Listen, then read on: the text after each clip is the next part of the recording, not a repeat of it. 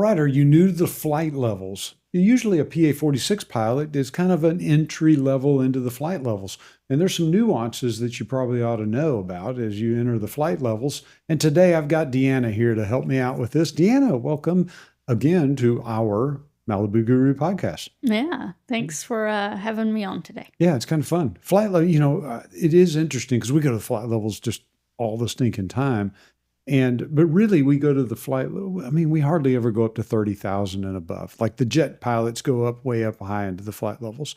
I guess I'm not talking about that. What I want to talk about is the person that's a piston pilot or lower level pilot, and now we're fixing to go to the flight levels, which means we're going to get 18 to 28,000.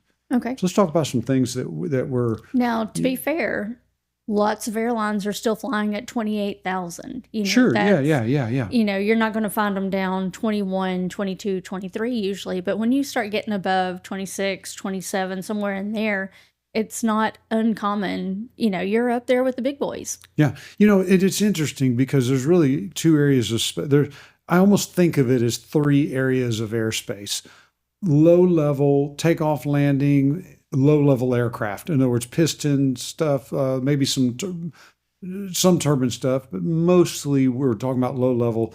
The jets are taking off low, and then they're going up high to the high-level stuff, usually is what they're doing. And this has a whole flight characteristic up at the high levels. There's this beautiful airspace in the middle that airlines don't spend a lot of time in. They'll spend a little bit. They'll come down into, but really, if you're flying a turbine, you're trying to go as high as you can, and jets can go higher than the 20s. And so they'll be up there occasionally at 28, but there's this beautiful airspace, which is really about 18 to 28, in the sense that it's turboprop land. It's piston, it's high performance piston area, and it's not congested. You don't have to worry about RVSM. It's a beautiful place to live. Sure. Yeah. Agree completely. It's just kind of a nice little place. And maybe that's one of the glories of owning a PA-46, King Air TBM, is that you get to go to this place that's not that congested, and you get to live in this cool place. Yeah. I don't know. That's kind of a fun way of thinking about it. If you look at the high level people, like if you want to let's say you get a TBM or a Meridian, and you have the option of getting this RVSM capable. Sure. Yeah. Yeah. So the RVSM STC for the Meridian allows you to go to 30. So it buys you 2,000 feet more. But sometimes that 2,000 feet is worth it. There are occasions where it gets you over weather, but realistically, when you're flying at flight level 300 in a Meridian, your cabin's going to be over 10,000. Not really where I want to be. Right. And you got to do paperwork, and you got to get trained, and there's a lot of stuff that happens. There's additional pilot certifications as well as the aircraft certifications. But I will say, unless you're in the M600 or 700, the M500 doesn't just love climbing to 30. Right. M700 gets there real easy. Sure. But it wasn't too long ago, I was actually ferrying an aircraft, an Meridian, that had the RVSM STC, and I actually needed to climb to 30 to get past some weather over the Vegas area and the mountains there, and it was great. But I knew going there that I would be there for a short period of time. Again, the cabin altitude, it's just not comfortable for extended periods. Yeah. But if you need to work your way around some tops through 100-mile system or something like that, it's great for that kind of thing, and then go back down when you're out of it. Or if you have a monster tailwind, you get a 70-knot tailwind, you can go up to higher, lets you burn less fuel, you get more wind sometimes, and that's kind of a sweet place to be. It's interesting, we helped Patrick Turner, we did a podcast with him yesterday, he just bought a King Air, and the question is, should that airplane be RVSM capable? And the answer was, well, it's a Black Hawk King Air. It'll go up there. Sure. It's got a 6.1 cabin PSI, which means you can fly at 31,000 and have a less than 10,000 foot cabin? And the answer is yeah, probably so. That's probably a good idea. If you have a TBM, you have a higher PSI than a PA46. So, PA46 and Meridian, M600, M700, if you get RVSM capable, you're going to be at 30 and you're going to be at over a 10,000 foot cabin. If you're at 31 in a TBM, you're probably at a 9,000 foot cabin, and that's doable. There's some decent reasons to get RVSM capable. Sure. But that puts you up at starting with a 3. You're going to be up high, as far as that's concerned. And that puts you into the jet world where there is competition in that airspace. It's more congested airspace, I would say. So I would say the most congested is going to be the low level and the high level. Again, we got this beautiful place to be in the 20s that I just think is a wonderful place. The other thing that I want to talk about just a little bit is when you go into the 30s, you really need to be on your toes in terms of a cabin depressurization event. I feel like you read my notes before No, I haven't. I've not. But now that we're here, let's talk. I mean, it's a thing, isn't it? Right. So, the flight levels come with lots of challenges, one of which is, you get new emergency procedures. So, although we, practice things like emergency descents and stuff in our pistons at lower altitudes, when you get up high, it really starts to matter, and seconds really start to matter in a pressurized aircraft. So yeah, in fact, I was looking. So if you think most of your piston drivers, are hanging out around an altitude of 15,000 feet with their oxygen on or something like that, if they have or not oxygen, because we're talking about pressurized cabins here, but let's say 15,000 in your Malibu or something, and you have a depressurization event, you've got 30 minutes before you really start feeling the effects of that. But that decreases exponentially as you go. At 22, where a lot of the Mirages like to stay, you've got 5 to 10 minutes. Again, still plenty of time to don the cannula style, mask or what that they've got, because those don't have the quick dons. But when you get into the Meridians, you get up to 28,000.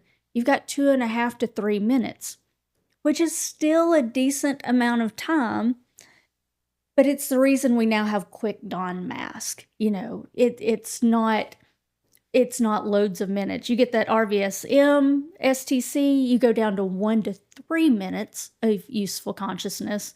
And, if you're in the King Air at 35,000, 30 to 60 seconds. And if you're that jet at 45, you're down to 9 to 15 seconds. It just goes down drastically as the higher you get. But if you're at 28, like you're talking about this sweet spot, 2.5 to 3 minutes. If I just started my watch right now and counted off 3 minutes, and plenty of time to run these procedures if you're familiar with them. And I was about to say, if you do the right things. If you do the right things. And that's really too, what they call that time of useful consciousness. We don't want to push that like, oh, I've got 2.5 minutes. We want to react and get down. But it's not if you're at 250 in your Mirage and you have a cabin depressurization event, you need to get down. It is an emergency situation. We're both singing the same song, but you got time to do the right things, to dial in the right altitude. Not necessarily get down, but you need to get your oxygen on. Oh yeah, 100%. Yeah. Oxygen on, emergency over, unless you've got people in the back. So let's say, to answer the question, you're new to the flight levels. What's one of the things that you really need to be familiar with is oxygen. Absolutely. You need to know where it's at, how to get it on, how to activate it and make it, because every airplane's a little bit different. Jet prop's got a little different one than a Mirage, a little bit different one than a Meridian, a little bit different. You know what I'm saying? Know where that's at. Right. Know the system. I can't tell you how many times I get in a cabin, in an airplane with a Meridian pilot, and they don't know how to turn the oxygen on. Right. Or I'll give you another one. They know how to turn it on, and they turn it on every flight, and they leave it on, and it depletes the system. It depletes down. It's sitting at zero. It's sitting at zero, and now they got a flight, and what do you do? So you end up with this place of, I've almost gotten to the place where if I'm a Meridian pilot, I would rather you leave it in the off position, so we're not depleting the oxygen, but know exactly where it's at. So if I grab that mask, grabbing the mask is right next to the switch. that turns that switch on. If you're in a TBM, it's above you. Know where that switch is. There's nuanced parts of all of this for a person to be able to know their system. The first thing that happens on any kind of a questionable depressurization event is get a mask on.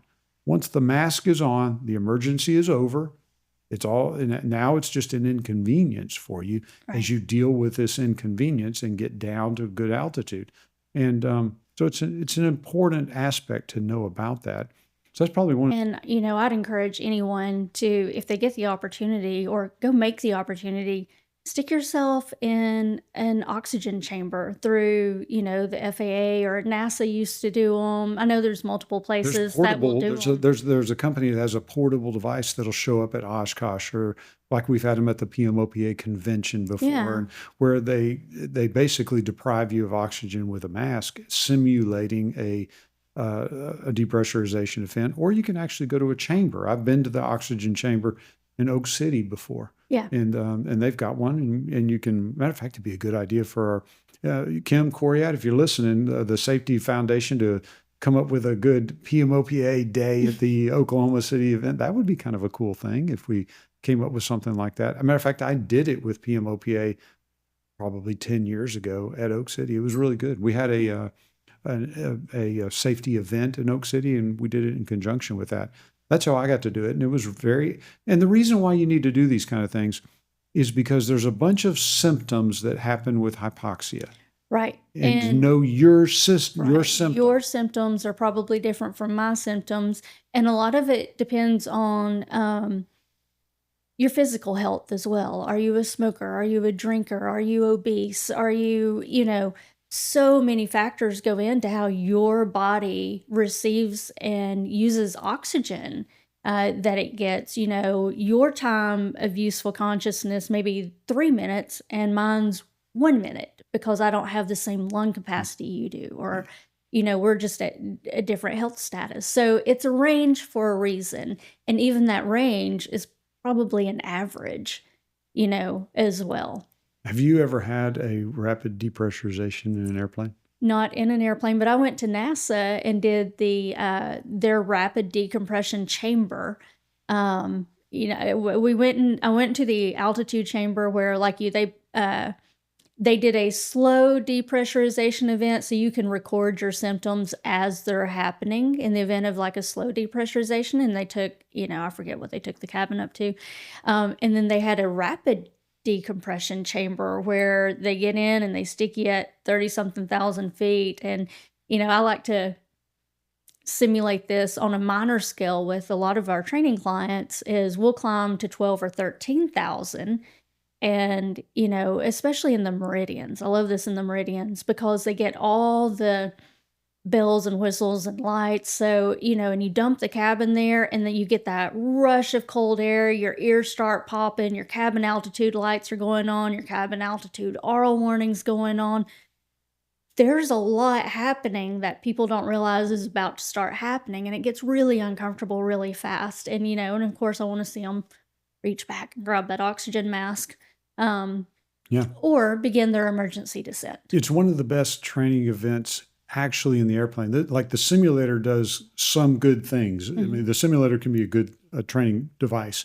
It's one of the areas, it's just, it cannot replicate this at all. It cannot replicate But if you take a meridian up to 13,000 on a VFR day, and you, with a good trainer and have somebody that knows that's done it before. And make sure, it's a good sinus-free health day for you. Make sure your ears are not clogged, you're not having trouble clearing your ears, or anyone's got any sinus congestion or anything like that. We don't want to do any permanent damage here. It's not worth that. It's not worth it. And there have been instructors that have done it incorrectly. I will say, just to make sure we say this correct, what we don't want any instructor out there is to hit the dump switch when you've got a 5.5 PSI. Right. You will hurt something. You're going to, physiologically, you're going to hurt your client or yourself.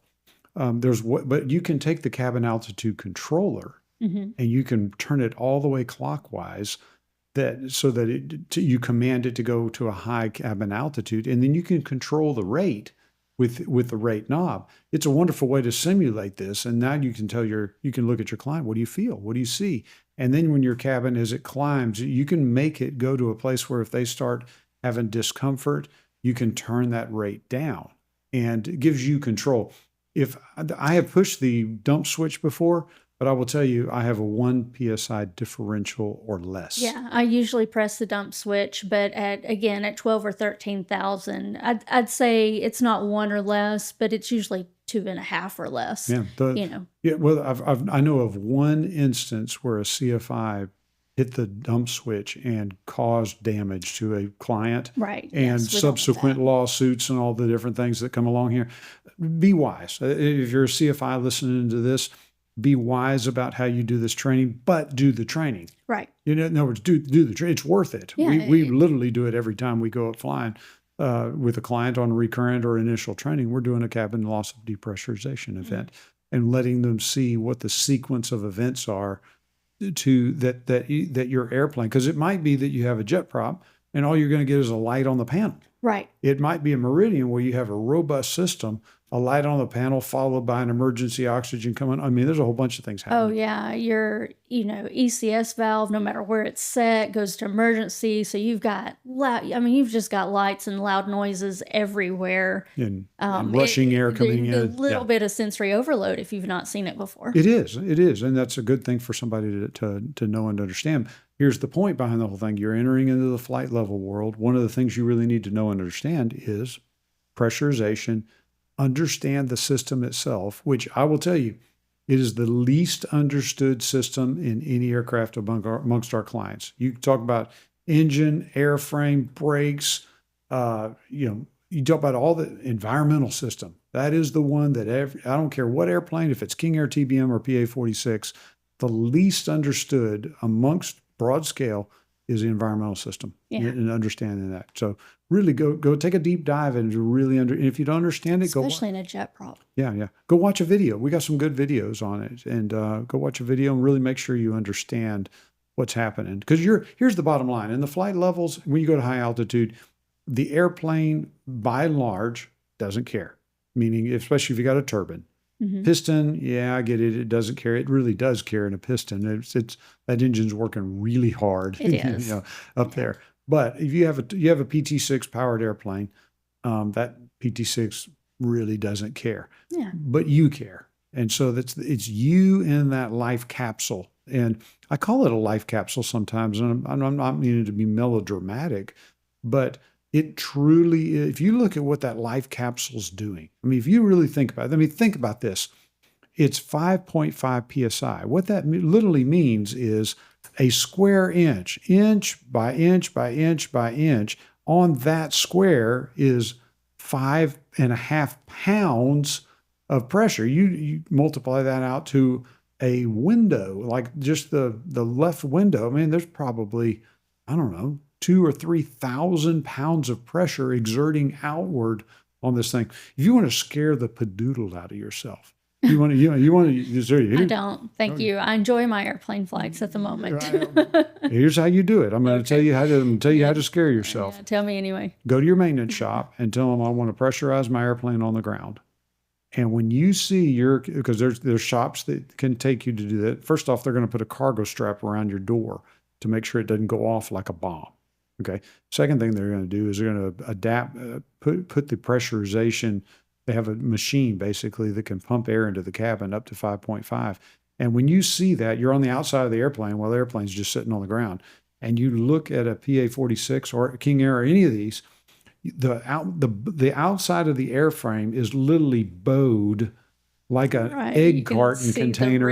You can see oh my gosh, it is just stretching this thing out because it has thousands upon thousands of pounds of pressure upon this surface being shoved outward. You are literally living in a life capsule. And as John Mariani once talked about, the redoing the pressurization test, literally what they do, they have to take that airframe, because they have to do it more than 10,000 times. Right. They have to pressurize it and depressurize it, pressurize it, depressurize it, pressurize it, depressurize it, come down and look for cracks. The way they do this is they do it with water. They submerge the entire airframe in water during testing. And then because water's incompressible, now they can shove in just a little bit of water inside there, and it swells the cabin to the 5.5 psi or whatever they're trying to test for that particular time.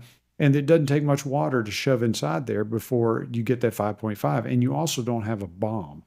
Literally, if you use air and you compress to a 5.5 and you get a rupture in your cabin, it's literally a bomb going off with shrapnel going all over the place. It's outright dangerous. But if you do it underwater, it's not. And this is one of the reasons why why if you look at the PA-46 from inception in 1984, it's the same cabin with the same PSI as the M700 today that's rolling off the factory floor. And why is that? It's because that is so expensive of a test that they don't want to redo it. Yeah. I would love for them to redo it and end up with not a 5.5, but a 7.0. Now you'd have an airplane that could go up to flight level 350 and still have a 10,000 foot cabin. It'd be fantastic, but not going to happen. Why? Because it's such a expensive test and a hard test to run. You got to have a swimming pool as big as your airplane. Yeah. The point being is when you're flying in the flight levels, you are flying in a life capsule. Sure. And you need to understand that. Yeah. So what are some of the good things about being in the flight levels outside of pressurization? Yeah. Oh, well, number one, in a PA-46, here's the best way you can describe it. Every 1,000 feet gives you 2.5 knots of airspeed. Okay. So people ask a lot, okay, how fast does a Mirage go? And the answer, well, Mirage will do 210 knots at 25,000 feet. And now you can take 2.5 knots off for every 1,000 feet you go down. So if you go down to flight level 210, we're going to do 200 knots because it's 4,000 feet times 2.5 is minus 10. 210 minus. It's too much math for my brain. So, but you're saying the higher you go, the faster you get. That's it. Your true airspeed is in a Mirage, any piston PA-46. You're gonna burn 21, or you're gonna burn X amount of fuel you're gonna put 30 inches, 2,400 RPM. You're gonna burn 21 to 22 gallons an hour at 12,000 or at 25,000, and the only difference in the two is your true airspeed. So the higher you go, the faster you go. Sure. That's it. Why is that? Less air. The air's less dense. Air's less dense. Yeah.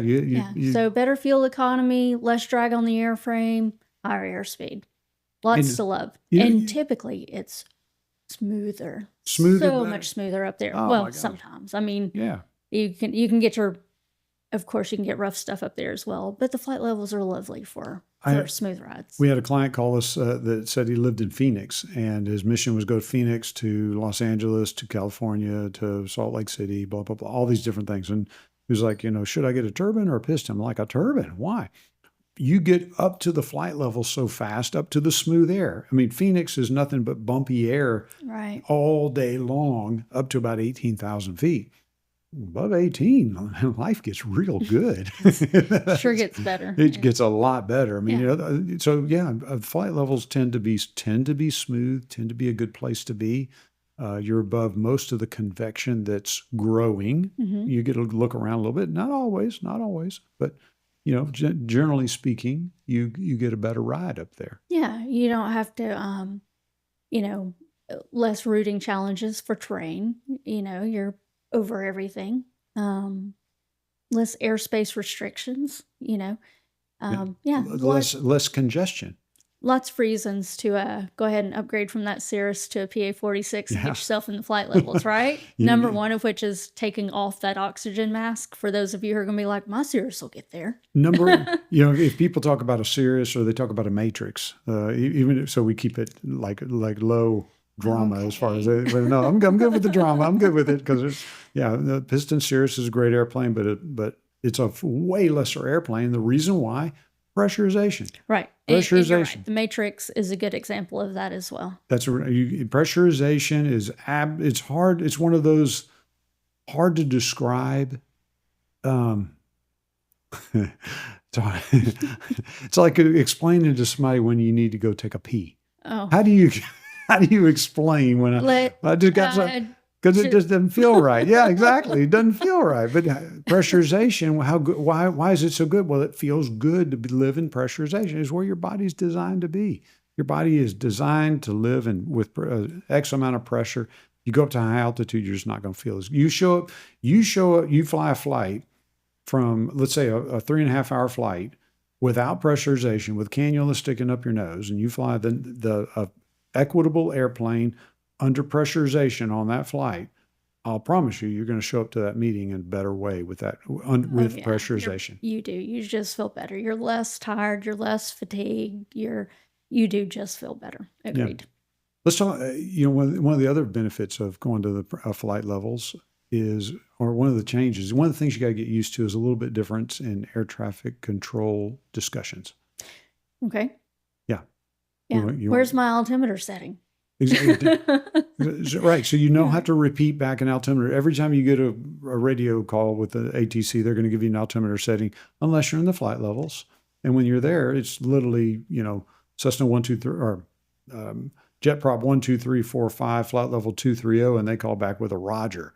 Yeah. And it's just a lot less. There's just less going there. But there is they can always tell a newbie up there because they mess up I'm at 23,000 feet. No, right. Okay, that doesn't work. You need to be I'm at flight level 230, direct, whatever. So you can tell that newbie that comes along with a flight level discussion, right? Because their language is not perfect yet. And you probably want to practice that. Yeah. Yeah. Literally, you can do that at the diner, sitting across the table with a CFI and just practice that discussion of what that sounds like. It does take some time to get used to saying flight level, 230. And then you hop the pond and go to Europe and it's flight level 230. There's different. Let's stay in domestic for right now. But the point is, when you go into the flight levels, it's a little different semantics. It is. And so you want to prep yourself for that. I'll tell you another thing we hear a lot up in the flight levels is a descent clearance at your discretion, a discretionary descent clearance. So you're at flight level 280 and they'll say Jet Prop 12345, descend and maintain 200 at your discretion. And the idea behind it is they're just giving you a block of airspace to descend. And what that means is that you can descend down to that altitude anytime you want. You can stay at 280 because you have discretion. But once you go down, you can't go back up. Right. Okay. And then you need to advise them, because if you look, and this is one of my little pet peeves, this is dumb. It's not dumb. It's in the AIM. But there's basically, if you look at the AIM, you want to get really good on an instrument check ride, or just be good at instruments, go to the AIM and look up inside the AIM of what's called additional reports. And inside there, it talks about things you got to give to ATC without a specific ATC request, like I can't climb at 500 feet a minute, missed approach, entering or leaving a holding fix, change of true airspeed plus or minus 5% or 10 knots, whichever is greater. And then there's this one that everybody forgets about, which is leaving in altitude. Leaving in assigned altitude. But to be fair, most ATC will tell you they don't need nor care if they get that report. Yes, but we're talking about what people do in the AIM, and I'm an instrument guy. I understand. And we're going to be good at this. But the radar environment has changed so much since that information was published, and we have so much better coverage than we did. Still published. It is still published. I agree. If you want to be good, if you want to be the best, you want to be somebody that's hot out on there. A check ride.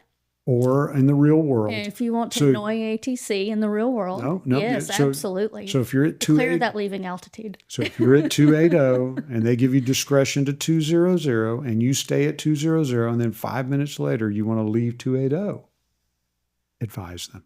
I think we need an ATC on here. Yeah, we do. I'm right. Okay. Okay. Anything else about, so back to that descent real quick. It's generally expected that once you start a descent, turbines are going to descend at least 1,000 foot per minute. Also AIM.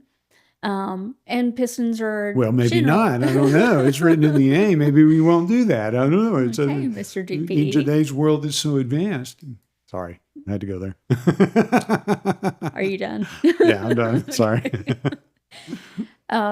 But it is generally expected that turbines are descending, when given any descent clearance, discretion or not, that they're going to descend at 1,000 foot per minute, and pistons are going to descend at generally 500 foot per minute. Or greater. Yeah, or piston greater. can go more than that. Yeah, exactly. Right. And it's to no one's benefit in a turbine in the flight level to start a 200 to 300 foot per minute descent. Unless you have discretion, and then you can do as you please. You can, but there's really no benefit. I mean, as you go down at that, it's not like a piston where you're picking up airspeed as you go down. You're losing airspeed as you go down. And at that rate, it's not like that nice steady glide where you pick up ground speed and like Right. it is in a piston. It is interesting to look at you're flying the flight levels, and let's just say I'm at 280 and I need to plan my descent. Now, there's a lot of ways to do it. You are probably looking at VNAV and looking at your descent, how much descent you need. But you always got to remember that descent that Garmin's giving you is based upon your current ground speed. It is. And you are correct. As you begin that descent, you're going into thicker and thicker and thicker air. And so you're going to be slowing down. Yeah. And so you got to factor that in. It's not a perfect little equation.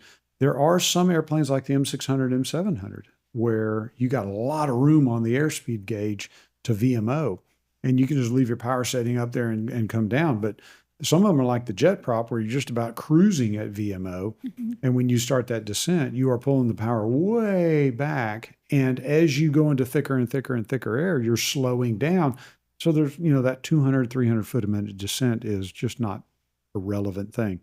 I will tell you, in any piston airplane, any piston airplane, remember your fuel flow is exactly the same. And so these long protracted descents at 500 feet are great. Absolutely. If I got a Mirage, I'm at 250 and, I'm planning for 500 feet a minute because I'm going to accelerate downhill and gain something as I go.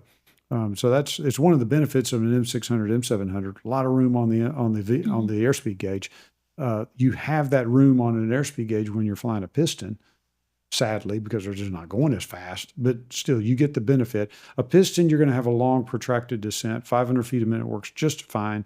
And you'll plan that out. Turbines, it's just basically stay as high as you can until as long as you can, and then dive for the ground. Right. Is pretty much what is going to be your best bet, because at high altitude, you're going the fastest. 2.5 knots per 1,000 feet is a good rule of thumb, good ballpark.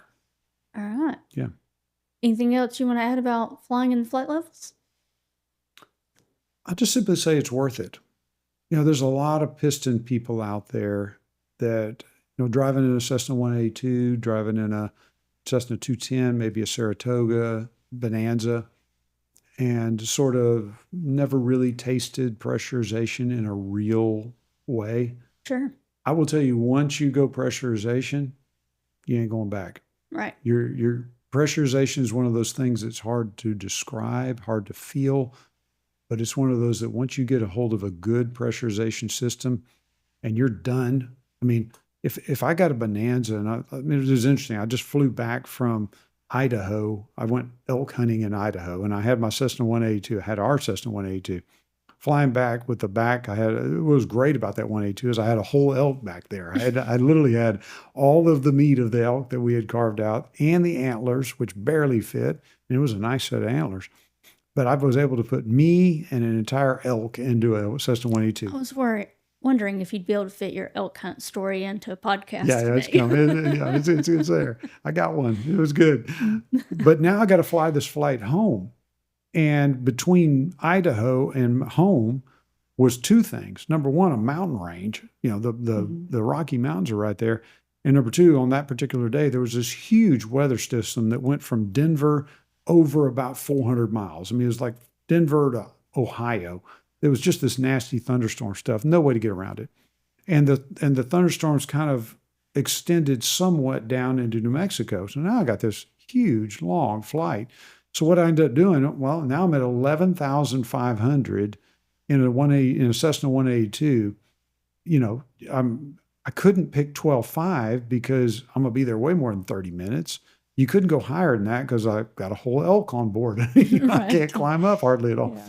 And there's mountains all over the place. I'm literally down to a choice of number one, flying way out of my way in a slow airplane, or I really had about 10,500 or 9,500 at times, because there was a lot of mountains in the way that Would have been nice to have that pressurized cabin and be able to just a climb above. little. A Cirrus or something with cannulas or a turbocharged engine that would get you up so you could put the oxygen on. You get over the thing to go bit. In a Mirage, any PA-46, that flight would have been a cakewalk. Down in the low altitudes or down with a non-pressurized airplane, I was pushing the limits of safety in so many ways. There were several times I wanted to fly up some valley to see if I could get up the other side to fly the low altitude, and I couldn't. So I had to go around 200 miles and make that decision. Or there's clouds here and I couldn't go down, but now you can't really be IFR because you got to be 2,000 feet above the highest terrain with it. So you end up in this place where I got to be VFR, can't go high enough for IFR, or I got to fly to El Paso, to get home. But a pressurized airplane took all of that worry, all of that concern, added mounds of safety to the flight. Would have been beautiful. What ended up happening is I flew literally 9.5 hours that day from morning till dark. And it was probably too much. Probably should have stopped and got a hotel or something, but I pushed and I made it. But I'm just telling you, the difference is pressurization puts you in the flight levels. Flight levels is a great place to be. And so if you're not there, you want to get there. Yeah. It's a great place to be. I guess that's what I want to say. So when you trading the 182 in for a pressurized aircraft?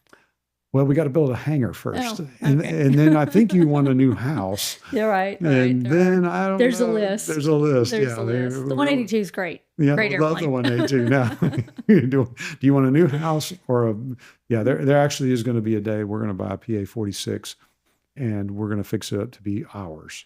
And we probably ought to do a podcast on that. Tell everybody what we're going to do. Like what would be our dream sheet. And we're going to have like the KC, KC conversion or something, and do all the things we would want to do with it. But yeah, one day. I guess the thing is that we dream of one day of owning our own pressurized airplane because we know the goodness that comes with it.